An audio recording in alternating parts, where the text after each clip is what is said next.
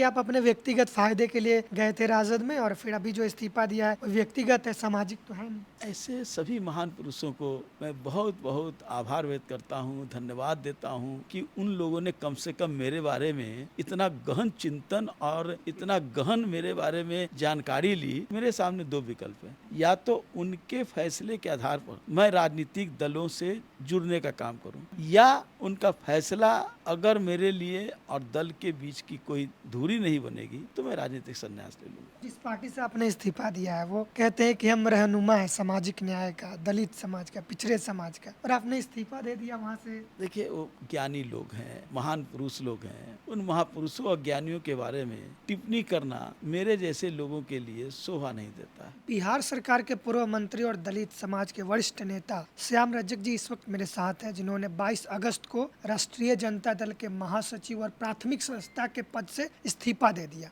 कारण क्या था, इनसे जानेंगे कि इन्होंने इस्तीफा क्यों दिया और अगला रुख इनका क्या है। इस्तीफा देते हुए इन्होंने त्याग पत्र पर अपनी लाइन लिखा, जिसमें इन्होंने कहा, मैं शतरंज का शौकीन नहीं था इसलिए धोखा खा गया। आप मोहरे चल रहे थे, मैं रिश्तेदारी निभा रहा था। क्या मामला रहा जो आपने ये इस्तीफा जो 4 शब्द आपने पढ़े, जी इस 4 लाइनें में ही सारी बातें आ जाती हैं। इसके बाद इसको विस्तृत से कहने की कोई ज़रूरत नहीं है। साफ है कि शतरंज, राजनीति में शतरंज खिलाड़ी होता है, मैं नहीं जानता था। मैं तो राजनीति को सेवा के रूप में लेता हूँ। शतरंज खेल बड़ा दूसरे तरह का खेल होता है। तो खेल में हार जीत होता है, राजनीति में सेवा होता है। तो मैं शतरंज के शौकीन भी नहीं था और इसी में धोखा खा गया। अगर शतरंज के शौकीन रहता, राजनीति में शतरंज का तरह खेलता, तो मैं धोखा नहीं खाता।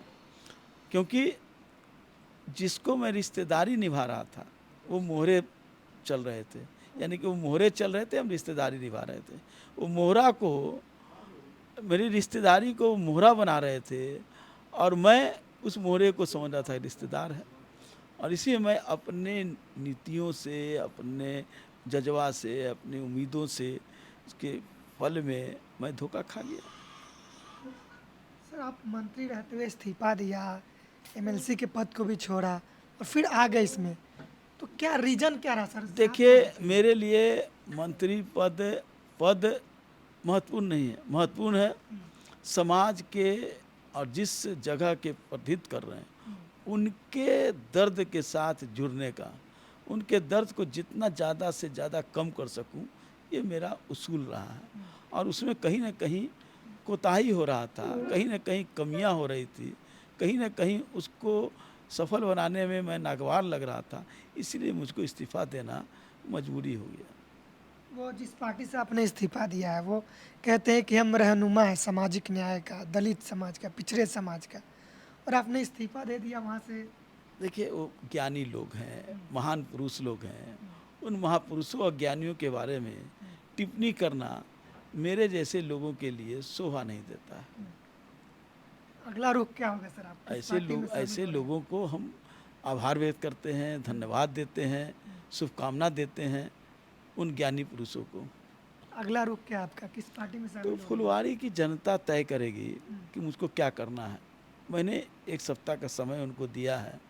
1 सप्ताह में वो तय कर करके मुझको निर्णय देंगे और उस निर्णय को मुझको आप लोगों तक शेयर कर करके मैं आप सबको उस निर्णय के आधार पर जो भी फैसला होगा वो मैं करने का काम करूँगा। मेरे सामने 2 विकल्प हैं, या तो उनके फैसले के आधार पर मैं राजनीतिक दलों से जुड़ने का काम करूं, या उनका फैसला अगर मेरे लिए और दल के बीच की कोई दूरी नहीं बनेगी तो मैं राजनीतिक संन्यास ले लूँगा।